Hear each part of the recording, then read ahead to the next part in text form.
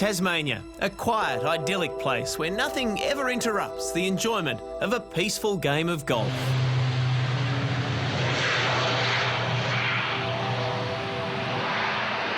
This is Barnbougle Dunes near Bridport on the northeast coast of Tasmania. It's home to arguably the best links-style courses in Australia, the original Dunes layout and the recent newcomer, Lost Farm. Local farmer Richard Sattler knew little about golf when he first saw this stretch of coast, but he could definitely see its potential. I think I was convinced really by Mike Kaiser, a developer of Bandon Dunes in Oregon, and the magic work that he'd done there, and he convinced me that it was a great site for golf, and it was something that where we are slightly wind exposed. It was a utilisation of coastland that just fitted perfectly with the climate we've got here. Golfers the world over owe Sattler a massive debt of thanks. Barnbougle Dunes and Lost Farm are courses that stimulate the senses, offering a golfing experience unmatched in Australia. And now, thanks to the Sydney-based Golf Touring Company, more players will get the chance to come here and do it in style. What we're trying to achieve with this trip is certainly a five-star experience from start to finish.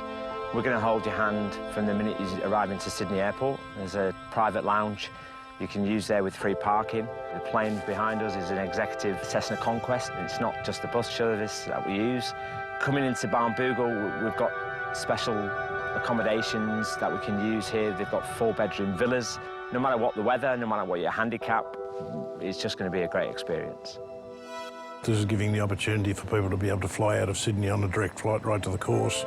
They're effectively, instead of fitting in commercial airline timetables, they're probably going to save half a day, which is another game of golf, and the expense at the end of the day won't be much different in the whole picture. So I think it's a huge market that's been proven directly out of Melbourne works really well, and Sydney should be no different. It's only an extra 20 minutes.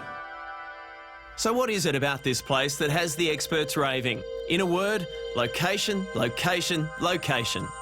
Barnbougle Dunes opened in 2004 and stretches across 80 hectares of undulating coastal dunes that offer links golf in its truest form. On a still day, it's a sleeping giant, but when it's windy, it's a rampaging ogre.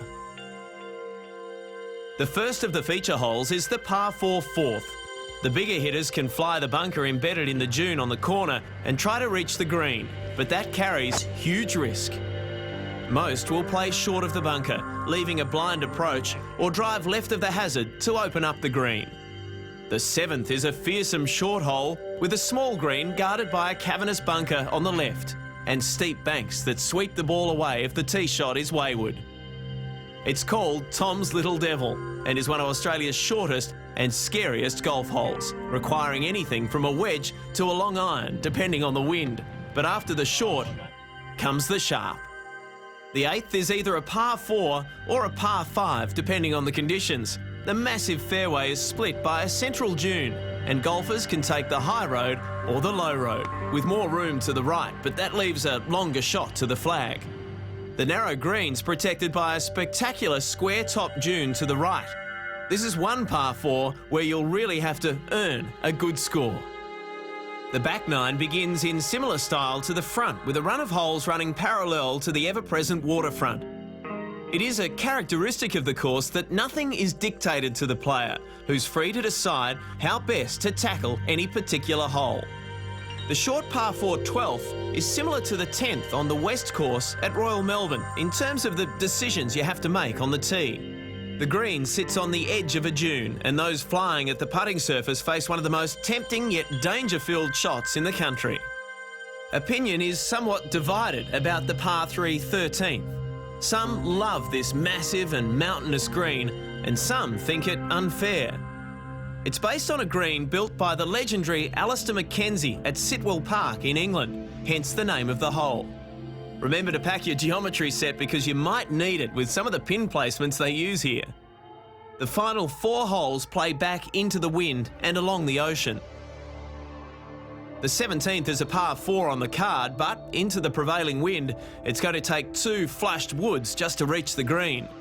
Like most holes here, if it's windy, the yardage book will be about as much help as a tennis racket.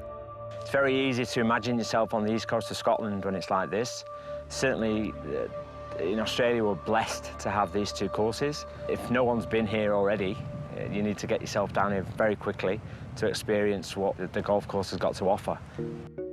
Lost Farm opened in 2010 and was designed by the American team of Ben Crenshaw and Bill Corr, who was looking for the right piece of land on which to create his magnum opus.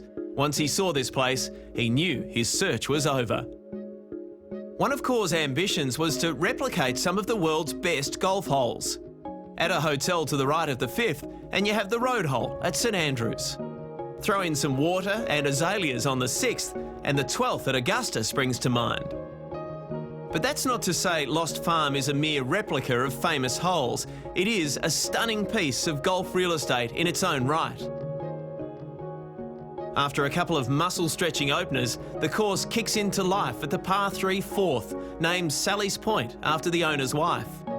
With a beach on the right, Bridport in the distance, and a river on the left, it's easy to see why many rate this as the signature hole. But then again, praise for the 5th has been widespread. A highly respected golf writer from America who's played the world's top 100 courses called it the best par 4 on the planet.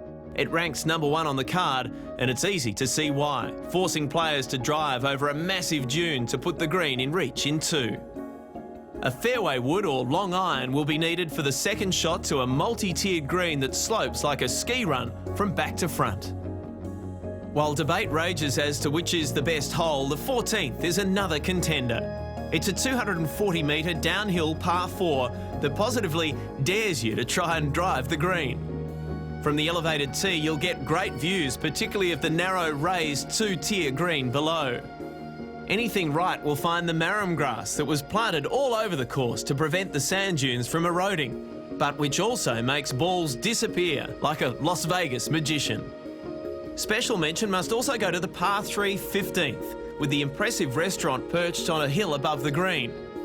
You might feel just a little extra pressure to find the sloping green when there's several pairs of eyes looking down on you from above.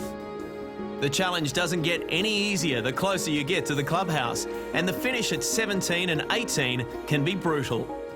Again, wind is the deciding factor at Lost Farm, and it was designed to be played into the prevailing northwesterly.